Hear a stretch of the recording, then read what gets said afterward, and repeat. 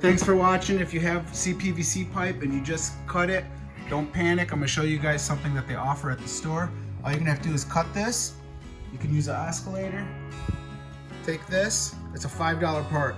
You slide this on and this will slip all the way through when you cut it straight. You slip it down, compression. You're gonna have these fixed. I got both of them that are cut, $10, that's all it's gonna cost. You slip it on, compress it on, make sure it's tight, turn on the water, test it, you're good to go, guys. There is another second option. I did pick up, where is it?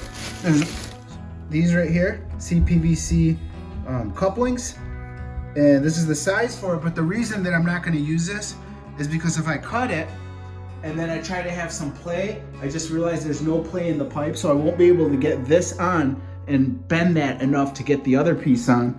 This one you have to put on, and you put on a glue. Make sure to get the orange stuff. Make sure to prime your pipe before you start. You're gonna prime it with the purple stuff. It's gonna acid, like scuff it up. Wait about 2 minutes. Then put the orange stuff all over it. Give it a good, well, you can't twist it, or you can twist the coupling. So twist it about a half a turn. That makes the glue bond. Hold it for at least 30 seconds. Don't get the stuff on your hands. It's nasty shit. All right, that's about it. So give me a thumbs up, hit that like button. Oh, this one you gotta wait before you turn the water on. So you gotta wait long. That's why also I didn't want to do that. It's gonna be about maybe like a 20-minute wait just to be safe. It's probably less on the instructions though, but I wouldn't trust it.